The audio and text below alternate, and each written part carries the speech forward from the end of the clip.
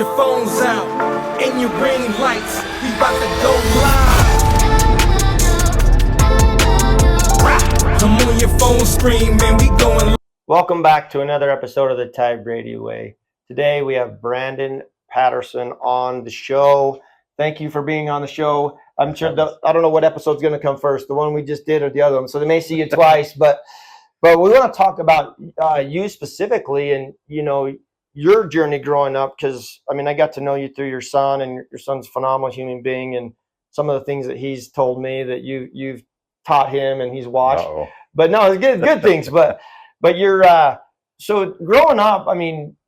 Did you always say I'm going to be an entrepreneur, or did you go work college? What is? Yeah, growing up, I always wanted to own my own business. Mm-hmm. Even when I was little, like just the freedom that little extra $20 would give me was like, I enjoyed it. I grew up out in the sticks. I remember even when I was probably 9 or 10 years old, I found out that on our lawn at night, we would get worms that would come up out of our lawn. And I negotiated a little deal with our local grocery store to sell worms to them in the summer. And I'd go out and catch worms at night and sell them 10 or 12 dozen, 20 dozen worms a week. And that was what I lived off of for a long time. You negotiated with a local grocery store, say, hey, I got some worms, and just said, hey, here we go. Yeah. Wow. Yeah. My dad grew up just working hard, right? Had a job, steady job. He's like, I had to do it for benefits. And then he'd always worked a side job as long as I can remember. Growing up, was it did your dad work or mom work like traditional, 9 to 5? Or? Yeah, for sure. We grew up in the middle of nowhere, a little tiny house in the middle of the cedar trees. And I remember thinking, when I was young, like, we don't really have a lot, but I didn't really care. Like, it was like the dream place for a kid, a boy, I guess, to grow up. Because I got home, I grabbed my 22 and I hunted rabbits till it got dark, or I fished, till it got dark. And I knew we didn't really have a ton. Yeah.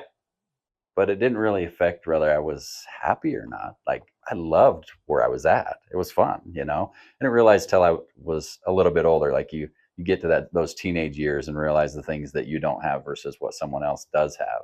Yeah. And then you start to see the differences a little bit. But early on, yeah, I was in heaven. Didn't know what you didn't know, right? Yeah, it was awesome. So did your parents go with you to negotiate the deal with the local grocer outlet, or did you just say, I got this idea and went for it? It was a small enough town. Luckily, I knew the person that owned the store. And so I just brought it up one day and was like, hey, what do you think about this? And they're like, well, how many do you think you could bring in every week? It's like, I don't know, how many do you need? So we just figured out how much they were going to need, and then I'd go out and catch what I needed every few nights, and then on Saturday I'd go sell them, get my $20, and that was your cash for the week. Yeah. I remember doing that as a kid a couple of times before we go fishing. My dad would always say, hey, we got to make sure we water the lawn really good. Did that help? Yeah. Water the lawn really good, water, and then you got to be really quick. Yeah. Yeah. I had to be really quick. Pay attention. Yeah. Yeah. They're faster than they look. Yeah. For sure. You're like, and I remember breaking some of them off too. Yeah. You're like, see, you've done this. Yeah. You break them off. You're like, that doesn't work. Yeah. And then some are fatter, some are smaller. Yeah. Now they have like big, huge grow places for them, right? Night crawlers. Is that where they were? Yeah, I don't know now. I haven't done that for a long, long time. But back then, it was just good for me. You're like, so you always had that spirit and that intuition. So you go through high school. After high school, what did you do? So I started working for my uncle. He owned a home building business in Lehigh, and it was awesome. I got to work with my friends every day. We're close to Utah Lake, so if it was a glassy day on the lake, we would go out on the boat.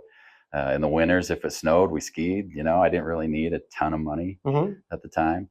But at the same time, I didn't have any bills either.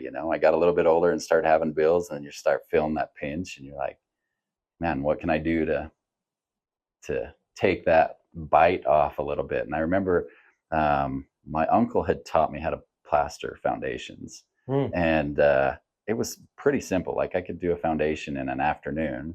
Wasn't definitely my favorite thing to do, but after he taught me how to do it, I went and uh, got a bid from a guy to come plaster a foundation at this place that I was renting just to see what the price was. And I was like, man, I could do that in a day. I'd make $300 on a Saturday or whatever. And that was what I was making for the whole week, Ooh. So started a little side business doing plastering foundations. And pretty soon that grew from, when I can spend one day working and make what I would work all week long, then my job was costing me money at that point. So Mhm. I decided, okay, well, I'm going to move on and do something else. And that grew from that into something else to something else. And we've just always had that mindset of what's the next best opportunity. And sometimes the dumbest opportunities, like things that you would never imagine, Yeah. are cash cows. Ooh, I often say the universe, that all the information is out there, right? The information's out there, and it's repackaged, right? Yeah. And then put back out. I use the analogy of, you look back when Sears was a powerhouse. Mhm. It was catalog based, right? The catalog went to someone's house, they picked what they wanted, and then it was direct shipped to their house. What do we have now today? Amazon, right? But it's online, so then it's direct shipped to your house. It's just repackaged and then put back out there. And people always think, well, that idea has already been used, or that idea has fulfilled its purpose. But there's always opportunity. Like you Yeah. talked about there just a minute ago, like, hey, it grew into something else and something else. Yeah. Yeah. So I think when I counted it up, I think my wife and I have owned something like 15 or 18 businesses over the course of our marriage. And I think I remember, so we were roofing a house one time, and it was before my son was born, Dyson, yeah, right before he was born. And remember, sometimes you just have to have that whatever it takes mentality. We're up on a roof. It wasn't very steep, but my wife is 8 or 9 months pregnant, handing me shingles while we're shingling a roof. And I remember our sales guy showing up and being like, what the heck are you doing on a roof? You're, about to have a baby. wow, Then she was just like, this is just what we've always done. Like, it's not really weird for us. It's just like, it needs to be done, yeah, and I actually really love that about my wife. She's a lot like Jacob, you yeah, know. Um, for me, I get a little bit distracted. It's easy for me to see the opportunity in everything, and so there'll be times when I'll come home and be like, hey, I got this really good idea. I think it's going to be awesome. And she's like, in what free time? Like you don't have the time to add any more stuff, or yeah, you know. And I always have the faith in my wife that if my stupid idea survives my wife poking holes in it, hmm, it's a good idea. If it doesn't survive, I need to let it go and go do something else. Because if I force the issue, then I end up getting it handed to me, and I make the mistake of doing something I probably should have done. And we've made an awesome team that way. yeah. And I think I have that same thing with Jake a lot of times, and his wife also. Um, but I think you really do have to have someone that helps you filter out some of the things. So we get a little bit tunnel vision and think, oh, this is really good. And it might be really good. But over time, the growth makes it so that it's not really good because it takes up too much of your time or things like that. You have to have a different perspective, so you don't have somebody just telling you what you want to hear. So Yeah. and not sometimes people aren't willing to have those conversations. Like, Yeah. did you think about this? What about this? This is a different perspective, right? Because you need that balance. Otherwise, you could be completely down a road and you're lost. Yeah. And then you're like, how do I get my way back? Because, along the way, someone's not telling you, hey, did we take the right turn, right? Even though sometimes you're like, just leave me alone, right? You ever Yeah. get that? You're like, I just want to go. You know who I get that from? Yeah. My son Dyson. Oh, He's like, because he'll come with what he thinks is this really good idea. I'll be like, okay, so here's the things that I see wrong with it, and he'll, whether it's him or my daughter or whoever, yeah. I'm like, they look at you as like you're trying to shoot their idea down. And you're like, no, no, no, I'm Team Dyson all the way. I'm telling you these things that you may not want to hear, honestly, because I love you. Yeah. And I don't want to see you go through the same stupid stuff that I had to go through when I didn't have someone that would do the same for me.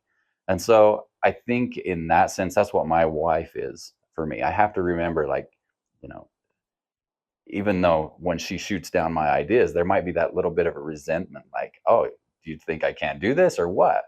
And I have to remember she's Team Brandon, Yeah. all the way.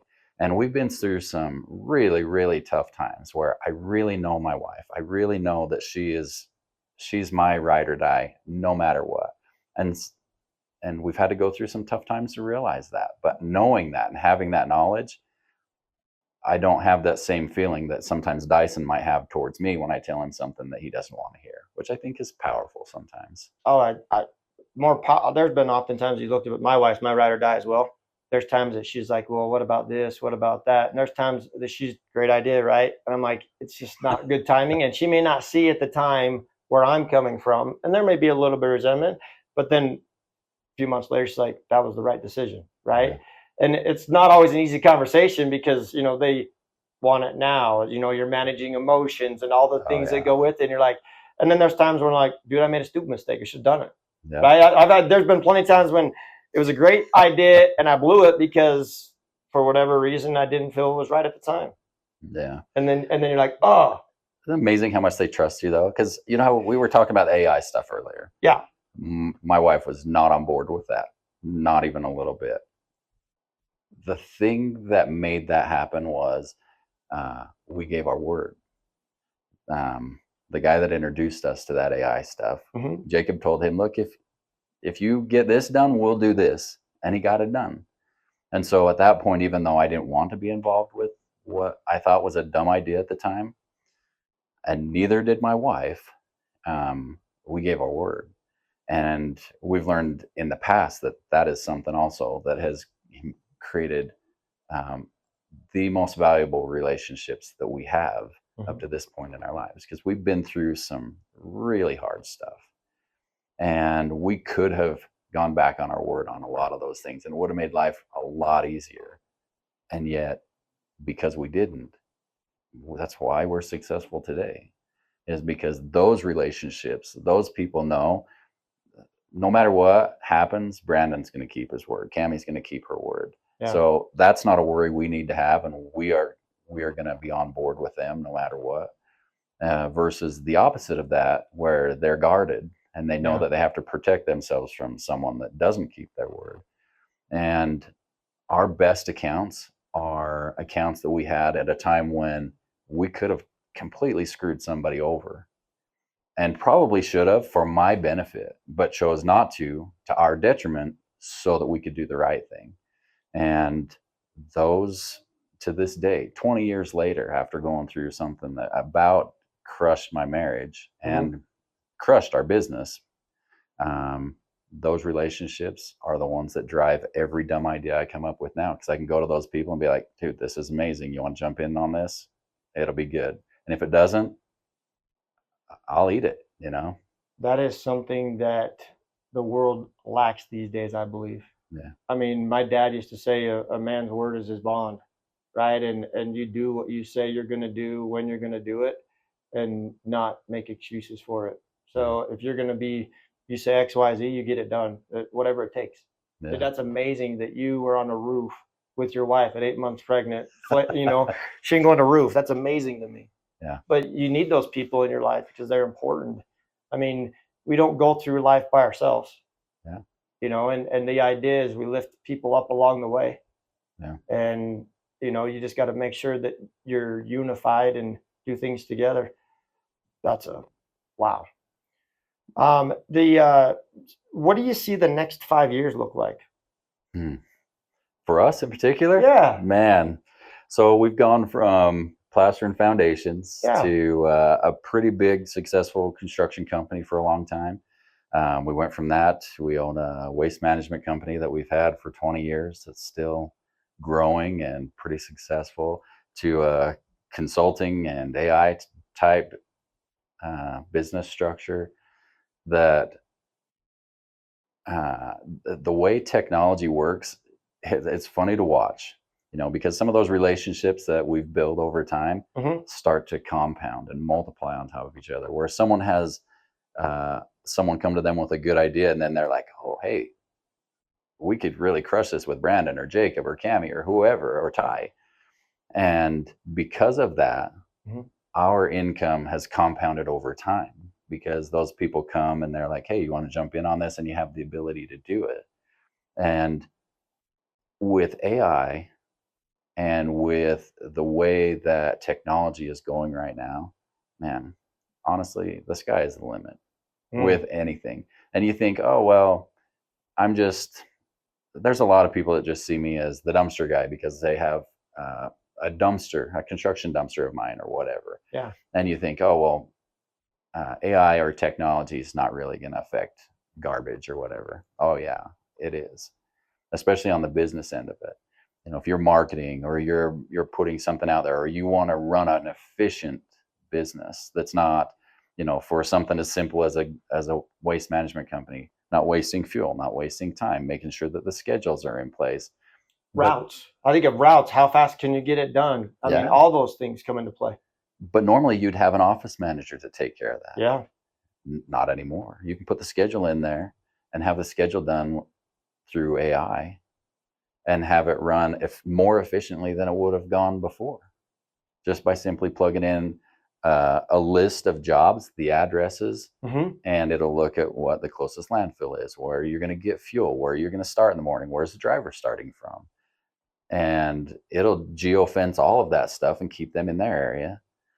If they need to go out, it'll make sure that it, you know, whatever that area is going to get billed the correct amount because you went out of a specific area. So it's an out of area fee or things like that. Things that I don't normally would take someone all day long every day to do. And make I don't sure they have don't to miss do it. anymore. Make sure they don't miss it, right? Yeah. You're like, you should have charged that, but you didn't. And then the next time you charge it, they're like, why didn't you charge me? You're like, I missed it. And you don't want to be back like, sorry, you know, charge you for all the jobs that you didn't charging that fee. Yeah. Oh, exactly. Man. Plus, that is true.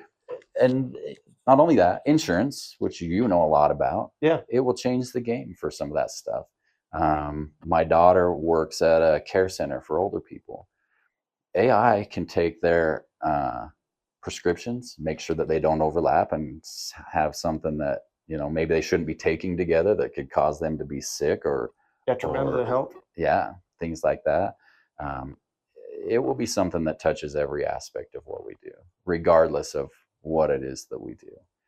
Our consulting company has really shifted over to an AI model, and it changes everything. It makes it so that we can, not only do we do tax credits and stuff now we can do a multitude of things with half the work, with half the not half the work, half the manpower to go get the information that we need. We can definitely be more efficient, and we can focus on getting what our clients need.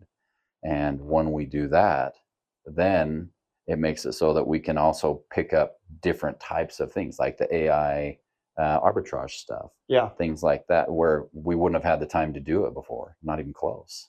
So there are people worried about losing their jobs, and I'm saying, well, you should learn AI because AI still needs somebody to manage the AI, right? So it maybe you're not doing this service work, it's doing this service work to make sure it gets done correctly. Whether you're doing reporting, you still got to go and read the report, but it saves you time, which means you're more efficient to get more done, more accurate.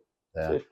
And I've heard this analogy before. Back in the day, it used to be horses. People were worried that cars are going to put, you know, people that did shoeing horses and things like that out of business, which, yeah, it is.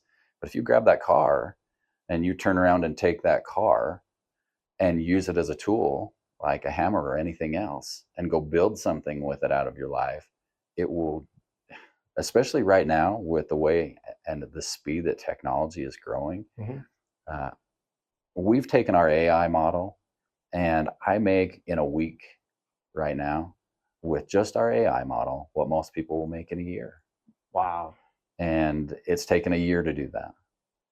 If you take the right tool and you put the right leverage on it, it really can produce something that is amazing.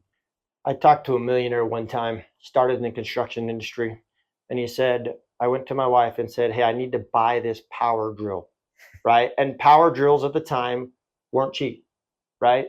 And why do you need to do that? All the opposition, right? And he basically said, just by buying that power tool and utilizing that tool made it so I could complete 3 jobs in the same amount of time as doing it manually all the way. And over that, then he invested in more tools and more equipment, and was able to scale it and then serve more people. Yeah, Wow. absolutely. Well, And Brad, oh, good. one of the things that I've learned over time is, you jump into something new like that. There's going to be things that don't always go as smooth as you would like. Like there's going to be these little hiccups that could throw you off. Yes. They can just be like, well, this is definitely not worth it. We're not doing this. I've learned over time that particular opportunity, when you would normally turn back, that is where the opportunity is. That is where you decide, okay, is this going to be something that's successful? And maybe it's just me, maybe it's just who I am. That is where I push. I always have pushed. And by doing that, I've come across some amazing opportunities that have grown into these not only amazing relationships, but business opportunities. They don't always turn out that way. Yeah. But if you don't push, you'll never know. And so you have to, when you make that change from being a person that puts horseshoes on a horse to someone that goes and messes around with cars, there's going to be a little bit of pain. There's going to be some discomfort. Yeah. And I think especially in this day and age, if you embrace that a little bit, there's huge opportunity that will be able to benefit you and your family. So I think the word doubt, right? And times in my life when, for instance, if I'm walking down the street and I see somebody I know and I'm like, I should go say hi, right? And I'm like, okay, I'm gonna go say hi. And then I'm like, oh no, he's too busy, and all the doubt starts coming in. That's the thing I should have done. Yeah. Right? Because the times now, if I get the impression I should go say hi and nothing else comes of it, I'm gonna just, move on. But as soon as that doubt comes in, I'm like, I gotta go. That, and I think because that's that you're, it's all, I've been times I haven't. I mean, like times when I get the doubt, like, hey, you need to take that iPad away from your daughter. It's going to fall and break on the concrete. I'm like, oh no, not a big deal, right? I shoot it away. Next thing you know, it's on the ground, broken, and I'm like, oh, $300. Yeah. So that's, ooh. Any last thoughts you'd like to leave, Brandon? I think just like Jake and I talked about earlier, we can be more than we are. I think that we are in a process of becoming something all the time. That if we're not moving forward, we're going to be becoming something less than where we are now. For me, I love to push forward because I get to watch my kids look at their dad and be like, what crazy idea is he doing now? And I feel like if I can inspire them to chase their stuff, then pretty soon they're going to be chasing. If I can inspire them by me chasing my stuff, they're going to be out there chasing their stuff, which is going to inspire someone else to do the same. And they're going to be moving forward regardless. It doesn't mean it's always going to be perfect, smooth, and life's going to be great. There's always going to be the struggles of it, but that's kind of part of it. Yeah. And I think if you learn to do those two things, embrace that little bit of a struggle, get past it to that next level and become what it takes to be whatever it is that's stronger past that hard spot, then you're going to have a successful life. It's when you don't, you take that little bit of discomfort of, should I make that phone call, or should I just sit here and watch TV? Yeah. Those two things, those two choices from the same person are gonna produce something. It's either going to produce something that's better or produce something that is less than. And so I can either sit down on the couch and choose to watch that, or I can choose to maybe I grab my computer and work on something while I'm watching a movie or something and progress a little bit. I think it's key. It creates joy. Yeah. I think where if you're not progressing, moving forward, then I think you start to question, what the heck am I even doing here? And things like that. And so chase after whatever it is. Like if you see something out there, I've learned over time that there's nothing really that you can't really accomplish. I